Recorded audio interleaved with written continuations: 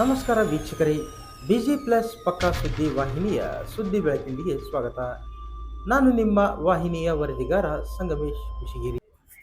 ಕುಷ್ಟಗಿ ತಾಲೂಕಿನ ಮುದೇನೂರು ಗ್ರಾಮದಲ್ಲಿ ನಡೆಸಲು ಉದ್ದೇಶಿಸಿರುವ 14ನೇ ಕೊಪ್ಪಳ ಜಿಲ್ಲಾ ಮಟ್ಟದ ಕನ್ನಡ ಸಾಹಿತ್ಯ ಸಮ್ಮೇಳನವನ್ನು ಏಪ್ರಿಲ್ ತಿಂಗಳ ಮೊದಲ ವಾರದಲ್ಲಿ ನಡೆಸುವಂತೆ ವಿಧಾನಸಭಾ ವಿರೋಧ ಪಕ್ಷದ ಮುಖ್ಯ ಸಚೇತಕ ಹಾಗೂ ಶಾಸಕ ಸಮ್ಮೇಳನ ಸ್ವಾಗತ ಸಮಿತಿ ಅಧ್ಯಕ್ಷ ದೊಡ್ಡನಗೌಡ ಎಚ್ ಪಾಟೀಲ್ ಅವರು ಸೂಚನೆ ನೀಡಿದ್ದಾರೆ.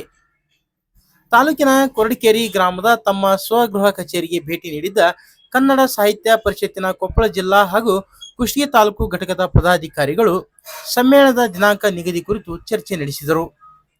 ಕುಷ್ಟಗಿ ತಾಲೂಕಿನಲ್ಲಿ ಕೊಪ್ಪಳ ಜಿಲ್ಲಾ ಕನ್ನಡ ಸಾಹಿತ್ಯ ಸಮ್ಮೇಳನ ಆಯೋಜನೆ ಮಾಡುತ್ತಿರುವುದು ಸಂತಸದ ಸಂಗತಿಯಾಗಿದೆ.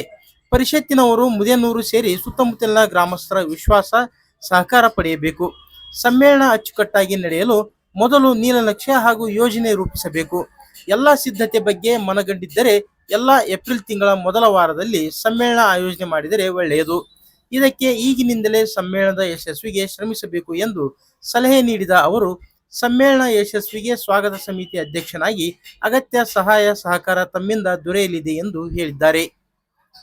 ಈ ಸಂದರ್ಭದಲ್ಲಿ ಕೊಪ್ಪಳ ಜಿಲ್ಲಾ ಕನ್ನಡ ಸಾಹಿತ್ಯ ಪರಿಷತ್ ಅಧ್ಯಕ್ಷ ಶರಣೇಗೌಡ ಪೊಲೀಸ್ ಪಾಟೀಲ್, ಜಿಲ್ಲಾ ಕೋಶಾಧ್ಯಕ್ಷ ರಮೇಶ್ ಕುಲಕರ್ಣಿ, ಕುಷ್ಟಗಿ ತಾಲೂಕು ಕಸಾಪ ಅಧ್ಯಕ್ಷ ಲಿಂಕಪ್ಪ ವಾಲಿಕಾರ್, ಕಸಾಪ ಮಾಜಿ ಅಧ್ಯಕ್ಷರಾದ ಹನುಮೇಶ್ ಗುಮ್ಗೇರಿ, ರವೀಂದ್ರ ಬಾಕಳೆ, ಚಂದಪ್ಪ ಹಕ್ಕಿ, ಜಿಲ್ಲಾ ಪ್ರತಿನಿಧಿ ಎಸ್.ಜಿ. ಕಡಿಮನಿ, ಪರಶಿವಮೂರ್ತಿ ದೋಟಿಹಾಳ್, ನಾಗರಾಜ್ ಬಡಿಗೇರ್, ರಾಜ್ಕುಮಾರ್ ನಾಯಕ್, ಶ್ರೀನಿವಾಸ್ ಕಂಟ್ಲಿ ಇತರರು ಇದ್ದರು.